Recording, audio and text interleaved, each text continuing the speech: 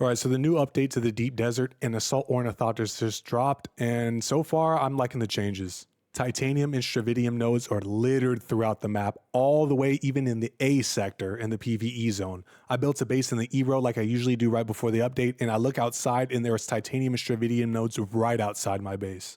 So what I did is I immediately respawned all the way back to my base, disassembled my buggy, made a Mark 6 cutter array for the buggy, flew it out in my assault ornithopter, built the buggy there in a little garage with a ramp coming from my base to the ground, and now I could drive my buggy around in the deep desert PvE zone and mine titanium and Stravidium with ease. They also added a lot more land masses and rock formations, and I even saw a video of a whole group of guys driving buggies across the deep desert. So they're slowly making it more and more possible for ground vehicles to traverse the deep desert, and I think that's fun as well. Now people are complaining, oh, now there's no incentive to go to the PvP zone for titanium and Stravidium. I don't think you understand that titanium and Stravidium and Plastanium is pretty much useless without spice sand. They go hand in hand. You can't really craft anything with Plastanium unless you have spice. So the spice spots are still mainly in the PvP zone, although I do see a lot more smalls in the PvE zone, and I've even heard rumors of there being mediums in the PvE zone. But as far as spice goes and the large plumes, those are still going to be in PvP areas, and it's probably going to be even more contested knowing that people are only going straight for the spice because titanium and Stravidium are everywhere in the PvE zone. I finally flew my assault ornithopter into the PvP zone after my previous video saying to never do so because I wanted to test out the changes. And right off the bat, you see a clear difference in the thruster speed. It actually functions as a thruster to where it makes you go at max speed faster instead of slowing you down to 130. Previously, I had the Mark 6 thruster on my assault ornithopter, and when you turn it on, the max speed was 130 kilometers per hour. Now you're running at 180 kilometers per hour with the thruster Mark 6 on the assault. It makes it much more maneuverable to pick up max speed like you would a scout, to hit max glide speed easier, and to also climb altitude way faster, holding S and pointing your nose up like the scout and turning your thruster on. You're at 180 with the Mark 6, probably 172 with the Mark 5,